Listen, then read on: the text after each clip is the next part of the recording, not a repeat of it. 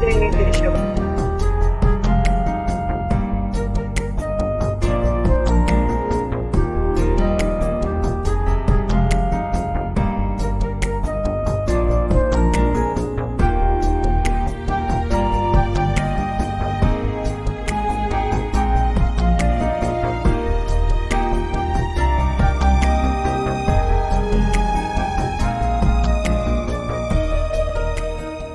Yosua 11 ayat 1 sampai 23.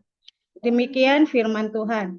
Setelah hal itu terdengar kepada Yabin, Raja Hazor, diutusnyalah orang kepada Yobab, Raja Madon, dan kepada Raja Negeri Simron, kepada Raja Negeri Aksab, serta kepada raja-raja yang di sebelah utara, di pegunungan, di Araba Yordan, di sebelah selatan Kinerot, di daerah bukit dan di tanah Bukit Dor di sebelah barat, yakni raja-raja orang Kanaan di sebelah timur dan di sebelah barat, orang Amori, orang Ed, orang Peris, orang Yebus di pegunungan, dan orang Ewi di kaki gunung Hermon di tanah Mispa. Kemudian keluarlah raja-raja ini bersama-sama semua tentaranya, amat banyak rakyat, seperti pasir di tepi laut banyaknya, beserta sangat banyak kuda dan kereta. Raja-raja ini bersekutu dan datang berkemah bersama-sama dekat mata air Merom untuk memerangi orang Israel. Lalu Tuhan berkata kepada Yosua, "Janganlah takut menghadapi mereka, sebab besok kira-kira waktu ini aku menyerahkan mereka mati terbunuh semuanya kepada orang Israel. Kuda mereka haruslah kamu lumpuhkan, dan kereta mereka haruslah kamu bakar dengan api." Lalu Yosua dengan seluruh tentaranya mendatangi mereka dengan tiba-tiba dekat mata air Merom dan menyerbu mereka. Dan Tuhan menyerahkan mereka kepada orang Israel. Mereka dikalahkan dan dikejar sampai Sidon besar dan sampai Misrefot Maim dan sampai lembah Mispa yang di sebelah timur. Demikianlah mereka dihancurkan, sehingga tidak seorang pun dari mereka yang dibiarkan lolos. Yosua melakukan terhadap mereka seperti yang difirmankan Tuhan kepadanya. Kuda mereka dilumpuhkan dan kereta mereka dibakar dengan api. Pada waktu itu Yosua kembali, direbutnya Azor, dan rajanya dibunuh dengan mata pedang. Sebab Azor pada waktu dahulu adalah yang terutama di antara segala kerajaan itu. Semua makhluk yang ada di dalamnya dibunuhnya dengan mata pedang. Sambil menumpas orang-orang itu, tidak ada yang tinggal hidup dari semua yang bernapas, dan Azor dibakarnya. Selanjutnya, segala kota kepunyaan raja-raja itu dan semua rajanya dikalahkan Yosua dan dibunuhnya dengan mata pedang. Mereka ditumpasnya seperti yang diperintahkan Musa, hamba Tuhan itu. Tetapi kota-kota yang letaknya di atas bukit-bukit puing tidaklah dibakar oleh orang Israel.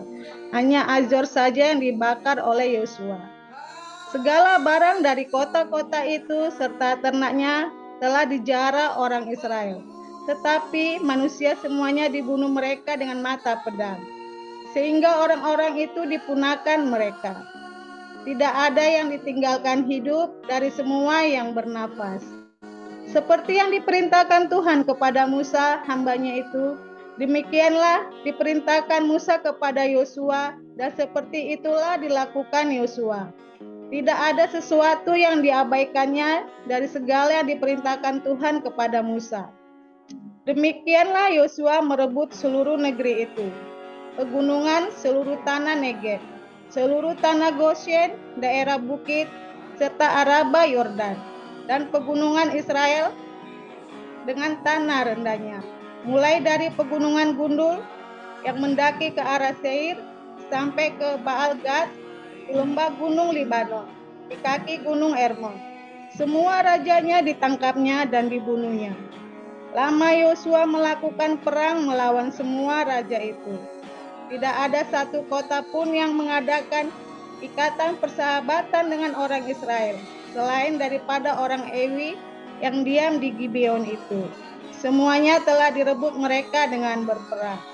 Karena Tuhan yang menyebabkan hati orang-orang itu menjadi keras, sehingga mereka berperang melawan orang Israel, supaya mereka ditumpas dan jangan dikasihani, tetapi dipunahkan, seperti yang diperintahkan Tuhan kepada Musa.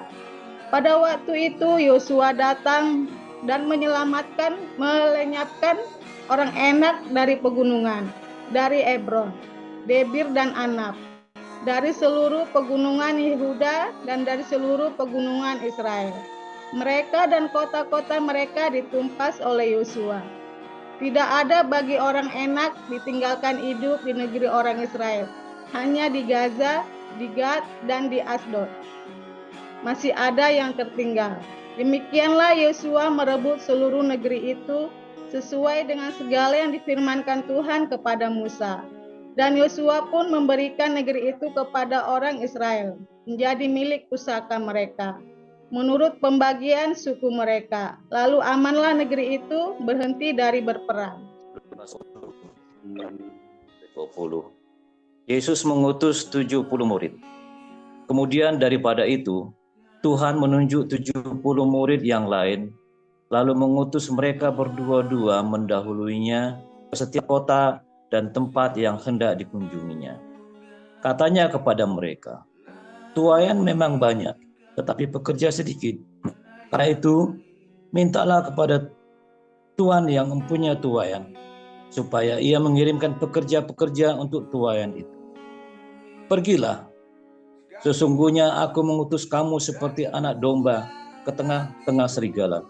Janganlah membawa pundi-pundi atau bekal atau kasut, dan janganlah memberi salam kepada siapapun selama dalam perjalanan. Kalau kamu memasuki suatu rumah, katakanlah lebih dahulu, damai sejahtera bagi rumah ini. Dan jikalau di situ ada orang yang layak menerima damai sejahtera, maka salammu itu akan tinggal atasnya. Tetapi jika tidak, salammu itu kembali kepadamu. Tinggallah dalam rumah itu, makan dan minumlah apa yang diberikan orang kepadamu, sebab seorang pekerja patut mendapat upahnya. Janganlah berpindah-pindah rumah.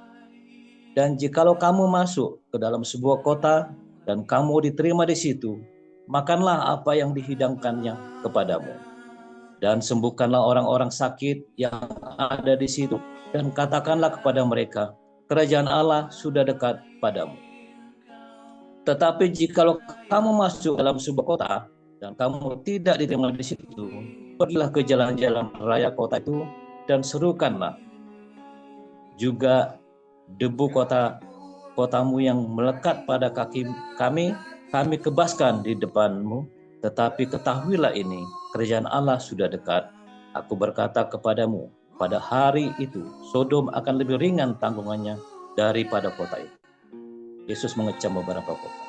Celakalah engkau Korazim, celakalah engkau Betsaida, karena jika Tirus dan di Sidon terjadi mujizat-mujizat yang telah terjadi di tengah-tengah kamu, sudah lama mereka bertobat dan bergabung. Akan tetapi pada waktu penghakiman, tanggungan Tirus dan Sidon akan lebih ringan daripada tanggungan. Dan engkau Kapernaum, apakah engkau akan dinaikkan sampai ke langit? Tidak, engkau akan diturunkan sampai ke dunia orang mati. Barang siapa mendengarkan kamu, yang mendengarkan aku. Dan barang siapa menolak kamu, ia menolak aku. Dan barang siapa menolak aku, ia menolak dia yang mengutus aku.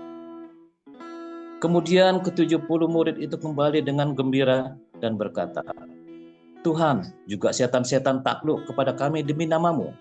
Lalu kata Yesus kepada mereka, aku melihat iblis jatuh seperti kilat dari langit.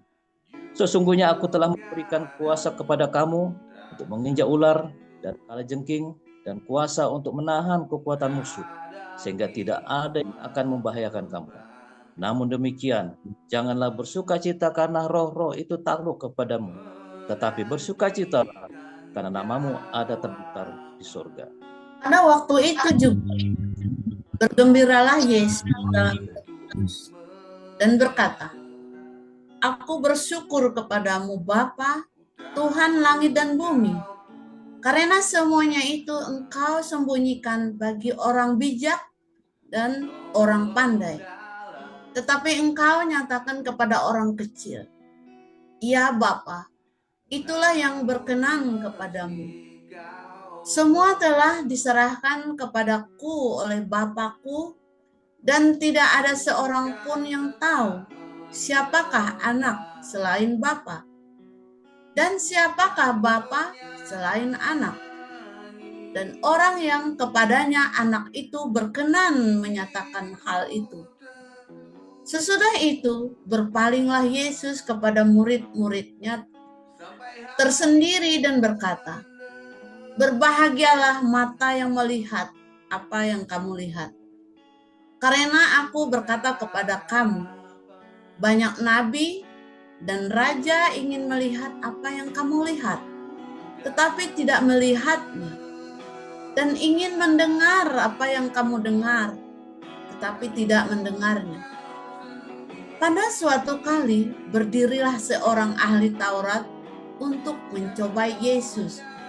Katanya, "Guru, apakah yang harus kuperbuat untuk memperoleh hidup yang kekal?"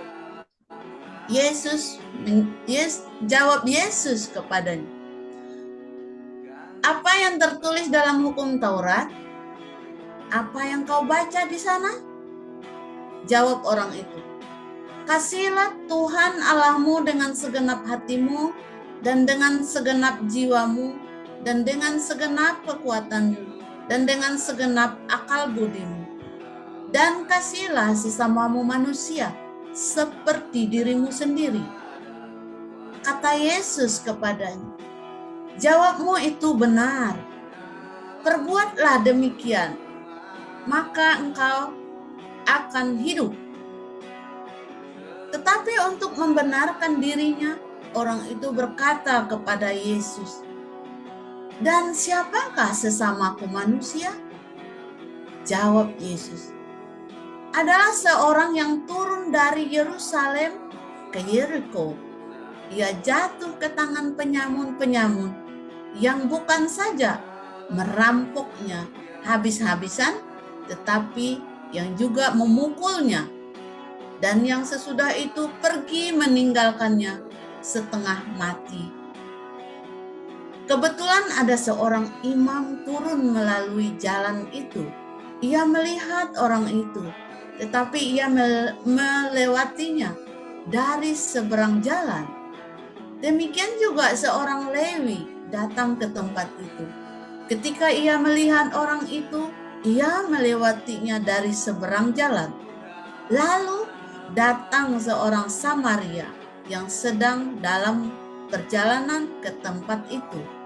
Dan ketika ia melihat orang itu, tergeraklah hatinya oleh belas kasihan. Ia pergi kepadanya lalu membalut luka-lukanya. Sesudah ia menyiraminya dengan minyak dan anggur. Kemudian ia menaikkan orang itu ke atas keledai tunggangannya sendiri, lalu membawanya ke tempat penginapan dan merawatnya. Keesokan harinya ia menyerahkan 2 dinar kepada pemilik penginapan itu. Katanya, "Rawatlah dia, dan jika kau belanjakan lebih dari ini, aku akan menggantikannya waktu aku kembali."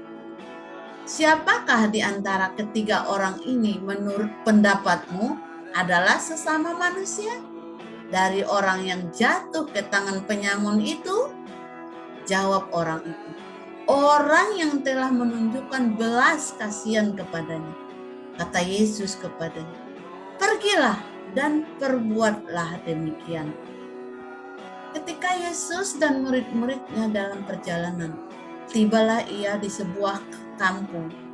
Seorang perempuan yang bernama Marta menerima dia di rumahnya. Perempuan itu mempunyai seorang saudara yang bernama Maria. Maria ini duduk dekat kaki Tuhan dan terus mendengarkan perkataannya. Sedang Marta sibuk sekali melayani. Ia mendekati Yesus dan berkata, "Tuhan, Tidakkah engkau peduli bahwa saudaraku membiarkan aku melayani seorang diri? Suruhlah dia membantu aku. Tetapi Tuhan menjawab, Marta, Marta, engkau khawatir dan menyusahkan diri dengan banyak perkara. Tetapi hanya satu saja yang perlu. Maria telah memilih bagian yang terbaik, yang tidak akan diambil daripadanya.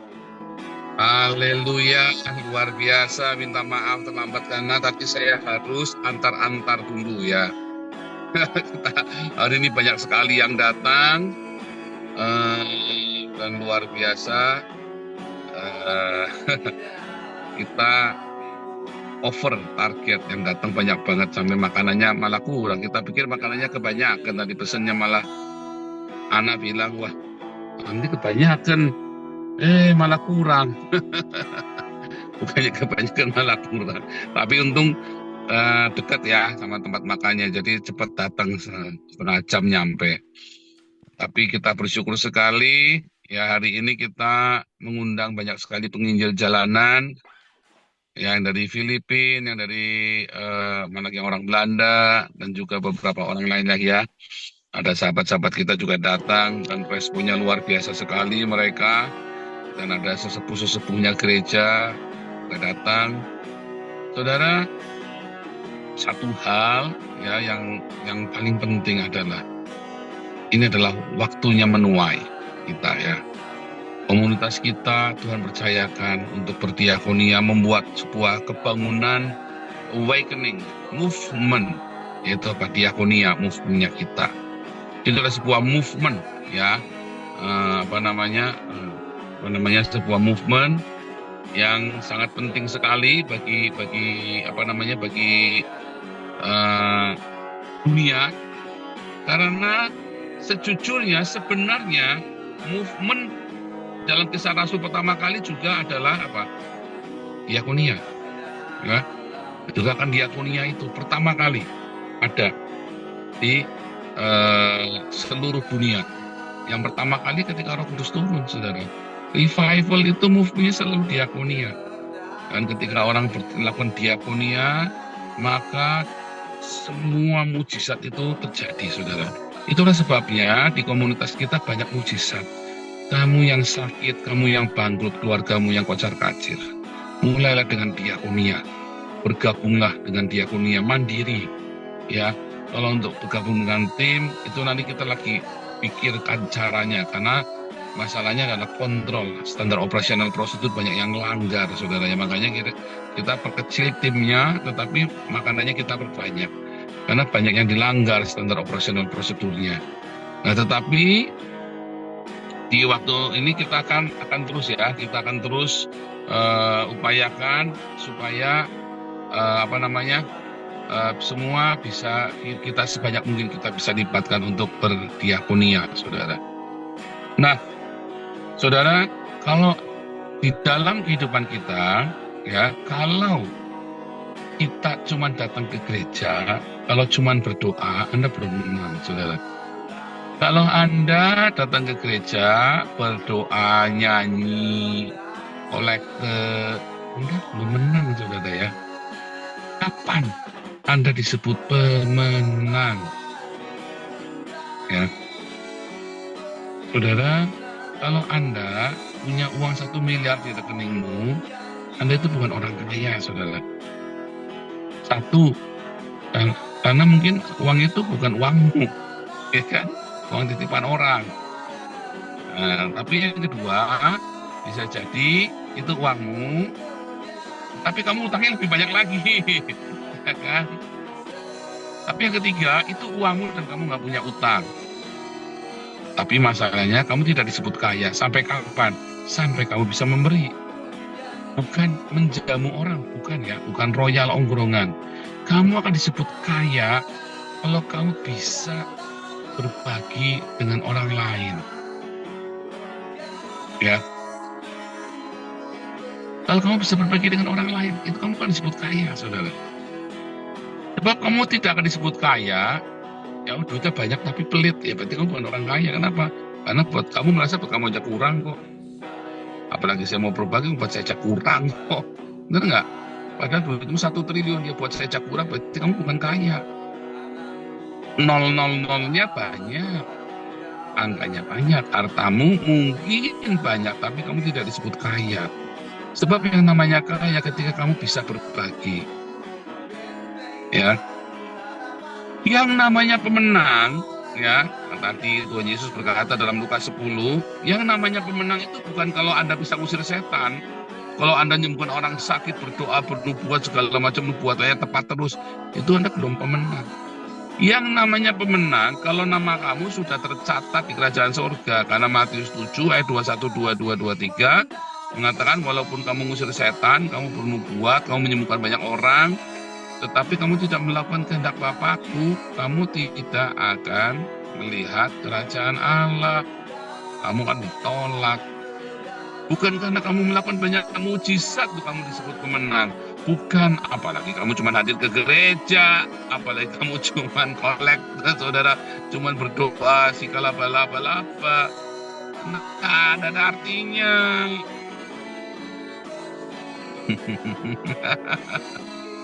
Kamu disebut pemenang apabila kamu namanya sudah tercatat.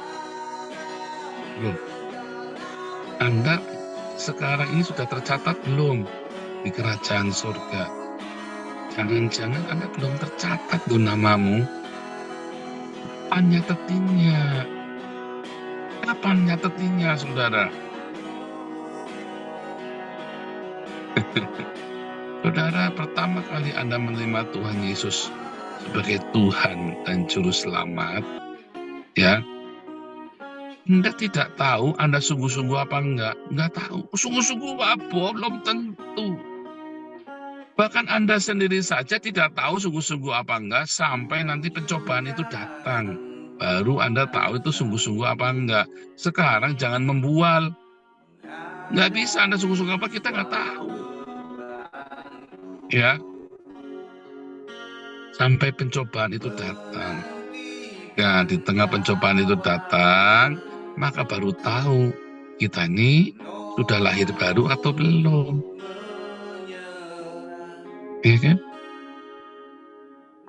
Kalau Anda namamu belum, kalau Anda belum lahir baru, ya pasti namamu belum tercatat, pasti. Orang sudah lahir baru saja, namamu belum tentu sudah tercatat loh, saudara. Ya, tercatat. Berbahagialah karena namamu tercatat. Orang bayi lahir di mana-mana juga namanya belum dicatat, saudara. Bayi lahir, namanya belum dicatat. Nanti berapa hari kemudian sama bapaknya dicatatkan, atau sama ibunya. Bahkan ada yang sudah 10 tahun lahir aja masih belum punya akta kelahiran, kan? Ya. Nah, sistem pencatatan kelahiran itu kan dimaksud oleh Yesus.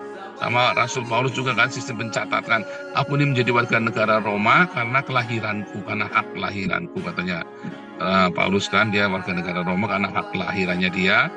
Ya, dia terlahir di wilayah Roma dan orang tuanya sudah menjadi warga negara Roma. Jadi otomatis Paulus warga negara Roma. Sementara kepala pasukan Romawinya sendiri, malah aku membelinya dengan harga yang mahal, dia harus beli.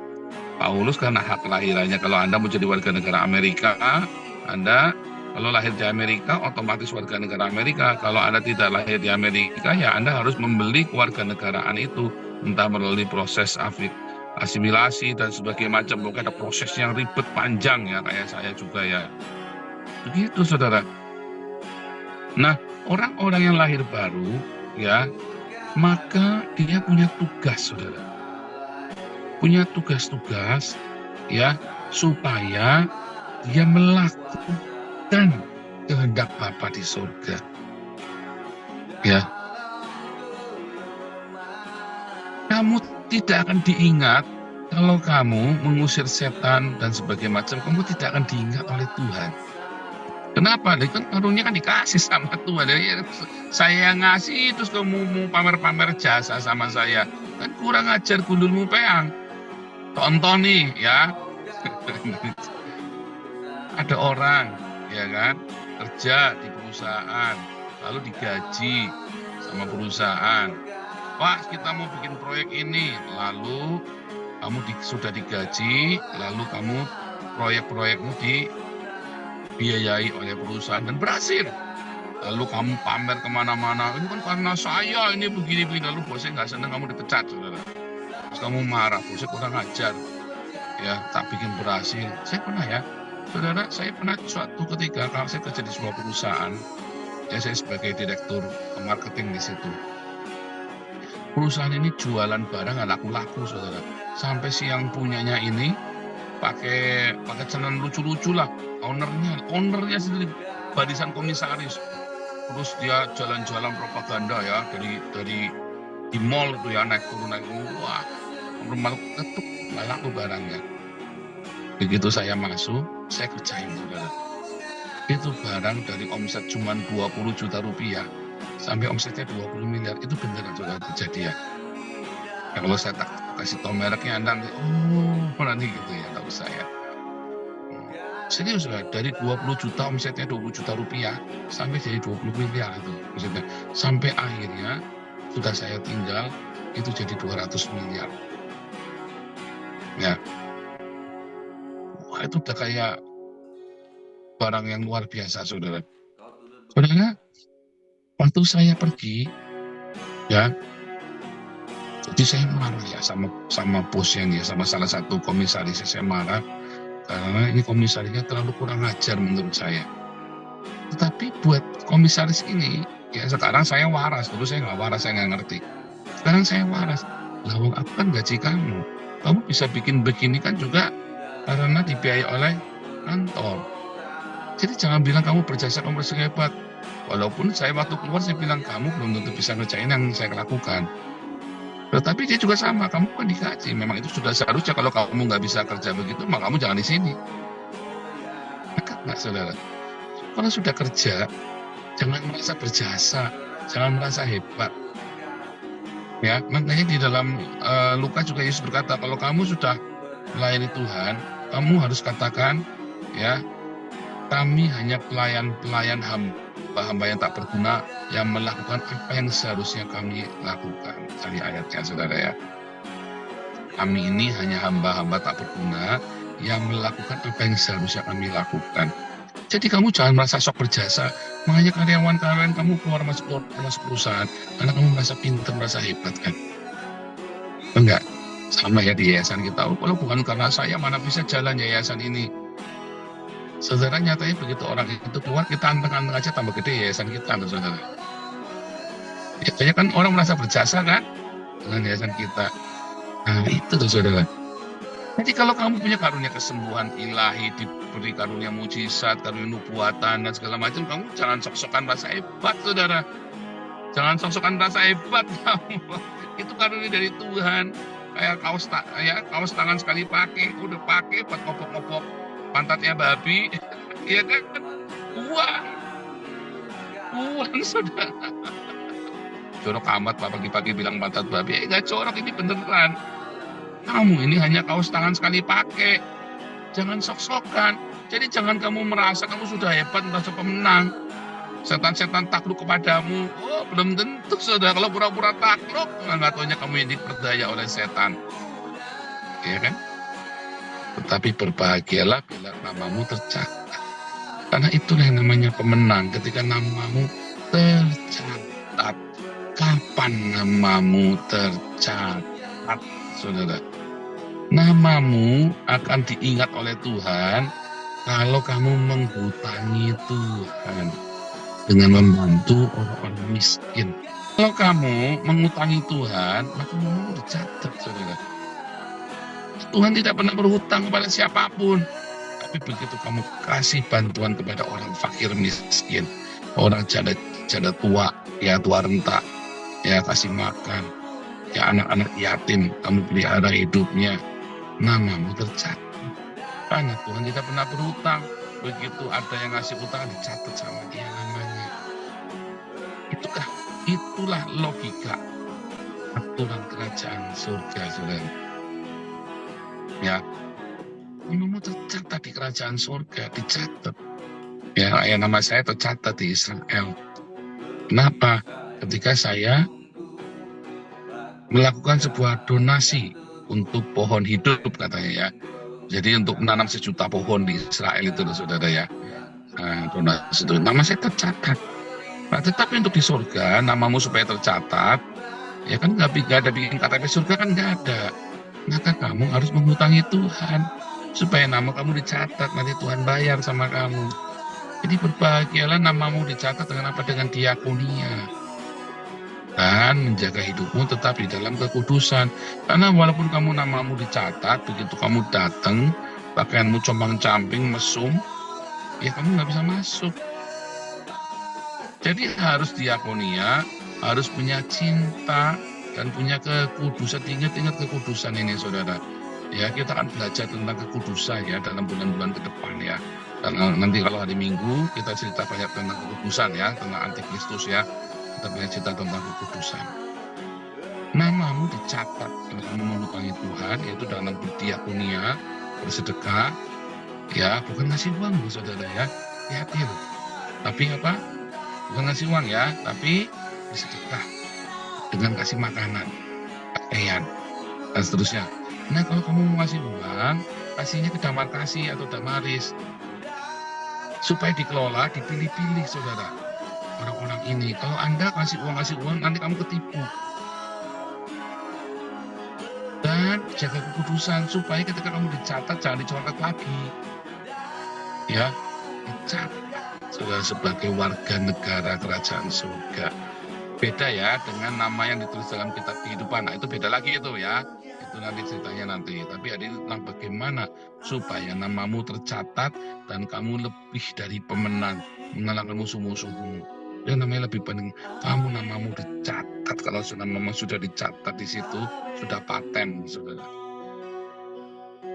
Siapa yang ingin namanya dicatat di kerajaan surga, berdiakonialah, bersedekahlah, dan menjaga kekudusan dalam hidupmu. Nanti namamu dicatat di kerajaan surga. Ya, ingat-ingat saudara ya. Tuhan Yesus memberkati.